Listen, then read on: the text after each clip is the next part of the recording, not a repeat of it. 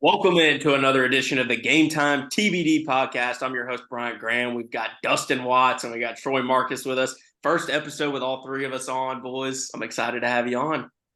I know, man. Long time coming. Glad we could all find some time to hop on and talk some ball. Love Yep, it. glad to be here. Right around the time, right before the Natty, so good time for all three of us to be together. Absolutely. Yeah, got a big national championship preview. Got the number one undefeated Indiana Hoosiers Heisman winner, Fernando Mendoza. That one maybe some didn't expect, but a lot of people obviously is the number one team. Not too high expectations on that end. But on the other side, you have the last team in the whole entire playoff, the Miami Hurricanes, man. First time since they've been in since 2002, 2001, if I'm not first championship opportunity since 2001. Gosh, I mean, we got a great matchup on our hands. Two teams that haven't won it in a while or never won it, period.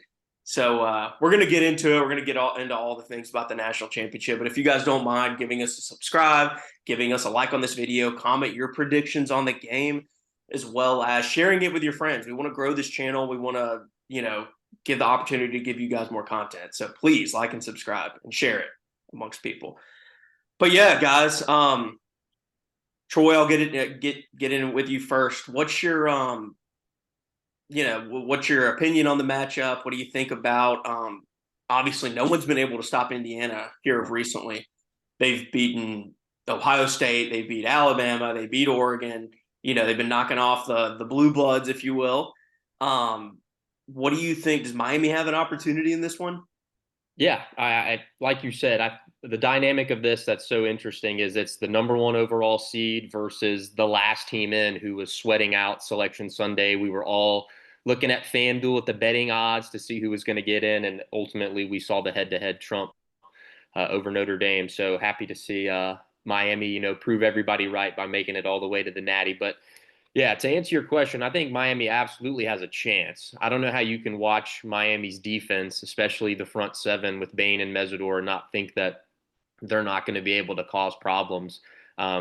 The thing is just with Indiana, like you said, they've just been I mean, are they plus 69 in point differential in their past two games against Indiana and Alabama or Wow. Oregon and Alabama, Wow. 35 and 34. So, and that's not to say Oregon and Alabama are bad teams. So, they've been a machine. I mean, they set the tone, pick six, first play of the game against Oregon. And so, I mean, big playoff game like that, a lot of momentum. That was going to be a tough pole to climb after even one play. But yeah, I think Miami absolutely has a chance. They're ultra aggressive on defense. They've got a very dominant front seven. They're very tough to move the ball against. They're very opportunistic. I think you saw that in the game against Ole Miss. But for me in Miami, it's going to be Miami's offense. I think Indiana's too disciplined and too sound to get them with gimmicks and trick plays. I think you're going to need more than Malachi Tony to beat Indiana. I think Carson Beck's not. They're not. I don't envision Miami being able to play bully ball the way they like to. We're going to hear, oh, they're 60 pounds bigger a man on the line of scrimmage. Well, everybody was bigger than Indiana, and they still kicked ass. So I'm not buying into that just yet. Um, I lean Indiana early in the game, but I do think Miami has a chance. Awesome, Dusto. What's your expectations? What are you thinking about going into this game? What do you expect to see, especially maybe out of Carson Beck?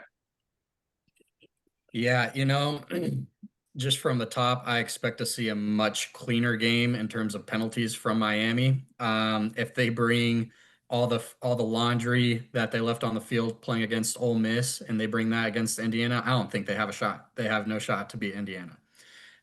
Indiana is such a disciplined team. And even going back before the Oregon game and the Alabama game that, Indiana won pretty handily. Um, their margin of wins is just insane to see. And you go and look at Miami, and Miami's good at playing the close games. They're still tough. And answer your question about Carson Beck, as much maybe not hate, but he doesn't, I think, receive as much praise as maybe previous national winning quarterbacks receive. Um, Say what you will about the guy, but he's clutch. He's clutch, and that's why they do win those close games. Um, Like we talked about previewing Ole Miss Miami, it was always going to be Miami's defense, what Miami's defense brought. So I do expect Miami's defense to be the best shot of staying in the game with Indiana. And we'll see if Carson Beck even has an opportunity to come in the clutch. Me personally, I don't know if they will in the fourth quarter. But that's kind of how I'm seeing this game heading into it. Yeah, and I agree with you there. I think if you get that Carson Beck that you saw in that last, really the last couple drives, but especially that last drive versus Ole Miss, you definitely have a shot to win this game, especially with Bain and Mesidor on the outside for Miami. I mean, and as much as we keep saying it over and over again, like Indiana hasn't seen talent like this before. I They really have. don't think they have seen a talent like that defensive line in Miami. I mean, going into the playoff, a lot of people were saying like, hey, Miami could be the sneaky team. They've got, they probably have the best offensive line. They probably have the best defensive line, and that's proven to be true. A couple games early in the year that he really lost because maybe the team just wasn't up for him. SMU and Virginia, Carson Beck threw 6 interceptions between the two games. I mean, if you go back to it, Miami at the start of the year, I'm not mistaken, they were number 2, number 3. They were on a roll to start the year, and everybody was saying this is a team to look out for the national championship. And then once they lost to a couple bad teams, everybody just forgot about it. But we got to remember they're still that same team from the beginning of the year. So, once they made it in the dance, I think people kind of are like, wait a minute, they might have a shot here. So I just don't think people were talking about them for a while because they were so far back in the rankings. But yeah, I mean, it's all about, are you going to be able to disrupt? I think the biggest key in this game is if Miami can stop the rushing attack of Indiana and make Fernando win the game for him. Now, let's get it straight. I mean, Fernando's a Heisman winner. He might win the game for him. Yeah. But if you go back to the last 2 games, they have a total of Fernando's only thrown it 36 times in 2 games. And both the opponents they faced, Alabama and Oregon, have thrown it that much per game. So, and that comes with Indiana getting off to a start with turnovers or huge stops, and kind of getting a big lead where that other team has to throw the ball. So I think Miami striking quickly, whether that's Malachi Tony, a big run, is crucial, but also, putting Fernando Mendoza in those 3rd and long situations and kind of saying like, hey, you haven't had to do this much this year.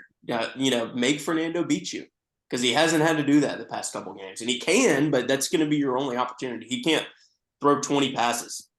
If the stat line at the end of this game is going to be Fernando Mendoza threw 21 passes, I've got Indiana.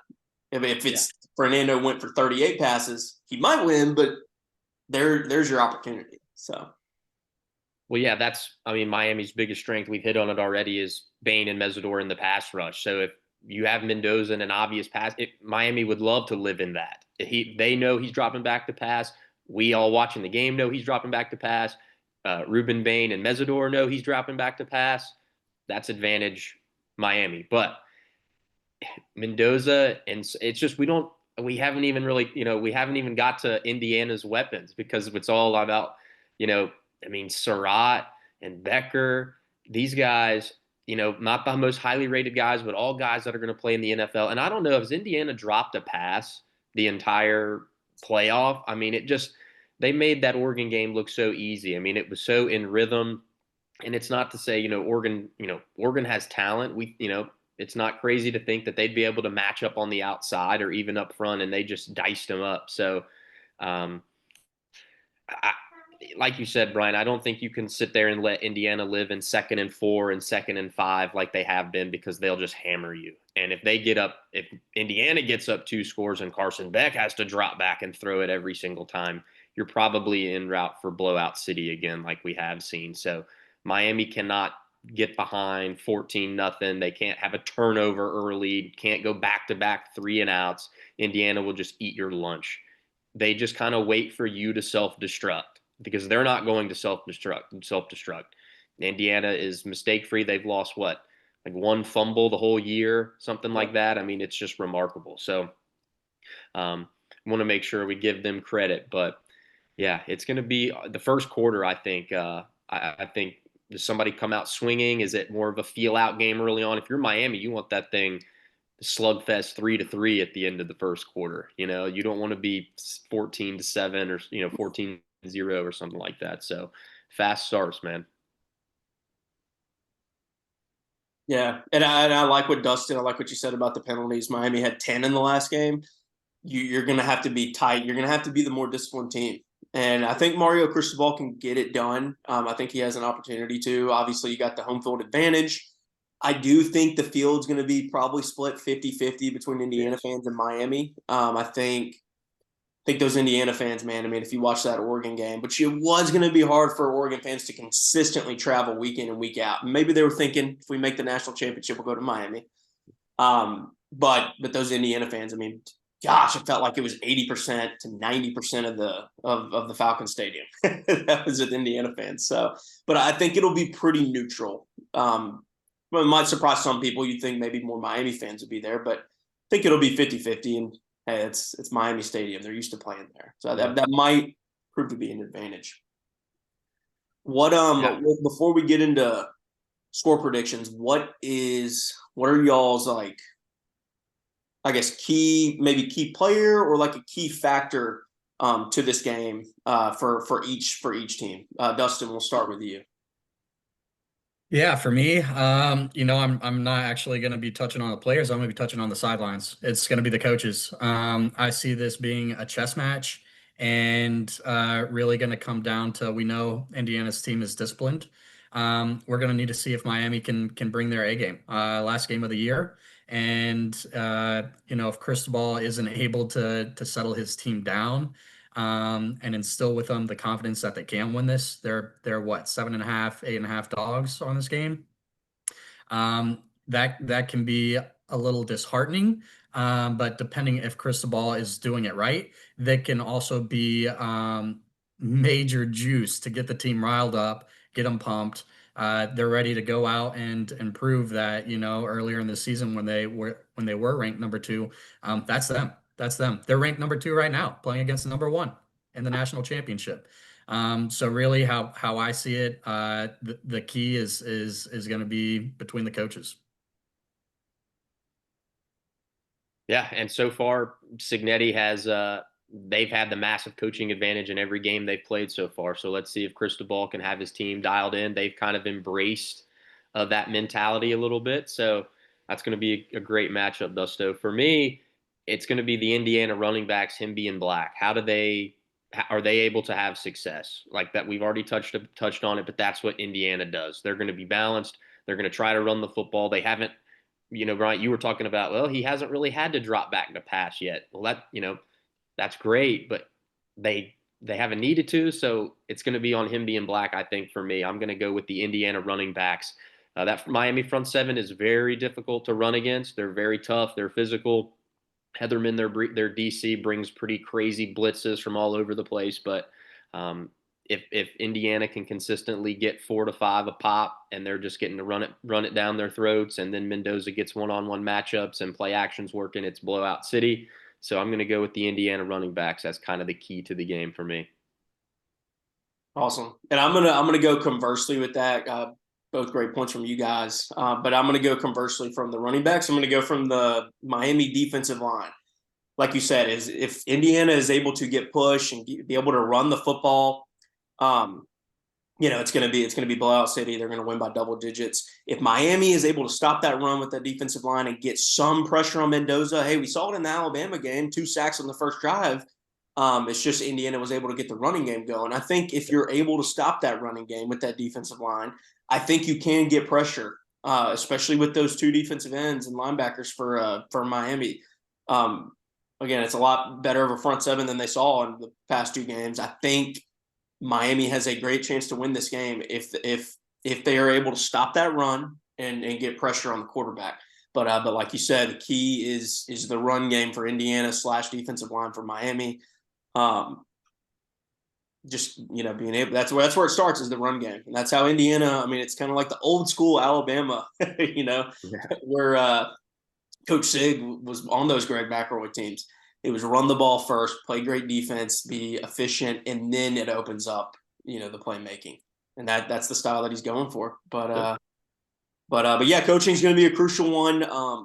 you know, is it, if you go back to the Alabama game, Kalen DeBoer, which you got to love the risk taking, but it was a little too early. He just, it kind of is like, where's the confidence in the team? I mean, he's confident that they're going to make the play. They've done it for Solver and a couple other times this year, but that early in the game kind of spoke to, Coach Sig's coaching to, keep the team in line and say, no, this is a 4-quarter game. And, I think Cristobal is going to have to keep his composure and make sure that they just know, hey, we're going in for the long haul, even if we go down 17. So, yeah. And I think what you were talking about with the 4th and 1 in the Alabama game, I know the score may not have reflected it like that soon after. That game I think was over at that moment. Like that's what Indiana does. They make you pay. If you make a mistake against them, you are going to pay for it and they're going to kill you. That's just what they do. So you need to be very like Miami. I'm no college head coach, but if it's 3-0, don't go for it on 4th and 1 from your own 30-yard line against a team like Indiana. Trust your defense. If they drive it 75 yards against you, so be it. But if you give them any inch, they're going to make you pay for it. All right. Do we want to do predictions here? We're going against the spread, right? 8.5. Yeah, we're gonna go against the spread, 8.5. Yeah, we'll get into it. I'll go first. I'm ready. We talked a lot about how just dominant Indiana's been and how they're just this unbeatable machine. And Miami's just kind of lucky. Miami's got a good defense, but other than that, they're just lucky to be there. But with all that being said, 8.5 is a big number. I think Indiana will win 24-17. I think Miami's defense is good enough to keep this in that score range that they'd like it to get to. Do not let them get above 24. I just think Mendoza, in the end, they're going to be able to bleed this thing out. I don't know if that'll ever be comfortable, but I think Miami can dirty it up enough to keep it a 1-score game. I'm going to say Indiana wins, Miami covers 24-17. All right, Dusto, what you got? Yeah, I agree with T on Indiana winning, but I don't have Miami covering. My prediction for the game, I have Indiana up 34-20. Just kind of seeing Indiana, I didn't watch them a whole lot through the regular season, but starting with the Big Ten championship game, obviously watched that completely and been watching every play since. I have not seen, all right, different play styles, but I have not seen a team this kind of dominant since 2019 LSU. And I don't think Indiana stumbles. I don't think they stumble against Miami. So, yeah, I have Indiana up and just do not see Miami covering the spread. Yeah, and all this week I've kind of been thinking more closely with Troy. Indiana is just a really disciplined football team. I think Miami, they've shown grit. They've been able to come back. They've won a 10-3 game on the road in the wind. They, a high-powered offensive and defensive team in Ohio State that really, they almost should have beaten Indiana. If you kind of look at a couple plays in that game, they kept them in check and pretty much dominated that game. And then you go into Ole Miss and have that heroic comeback. But on the other hand, Indiana is just blowing out teams recently, playoff teams. They're super disciplined. They cut you off early, make you rethink your game plan. Pretty much this week I've been thinking Indiana wins, Miami covers, but I'm changing that, baby. I'm going with the Miami Hurricanes. They're going to win at home field advantage. Canes They're going to in get an outright win. They're going to win 27-23. Miami. Carson Beck is going to have a heroic comeback win down 23-20. Going to lead them on a game-winning touchdown drive to Malachi Toney. And Miami's going to get it done. You got specific with it. Okay. Man, that would be great. I just hope it's a good competitive game that we're not turning off, in the third quarter, which I don't think we will be doing. But I love that, Bryant. Malachi Toney, like that would be everybody knows it. They need a big play. Number 10's getting the ball. So I'm excited, boys. Well, I'll let you guys get to it. I got to get out of here. It was good to talk ball with you guys. Like Bryant said, like, subscribe, share. And if you want any more crazy predictions, we're definitely the podcast for you. Absolutely. And we'll get into some portal news later this week after the national championship. We're going to stick around, throughout the summer. We're going to talk about college basketball, maybe get into a little NFL, and just whatever you guys like, we're going to get into it. We're a sports podcast, primarily college football, but we love sports and other things. Just talking ball. Yes. Any sports topics, any news that you'd like us to discuss, debate, thoughts, perspective on, share it in the comments. Just please know Jordan versus LeBron, or should Pete Rose be in the Hall of Fame? That's both of those have just been worn out. Anything other than those two, I think we're okay with. All right. Take care, guys. See you, T. See ya.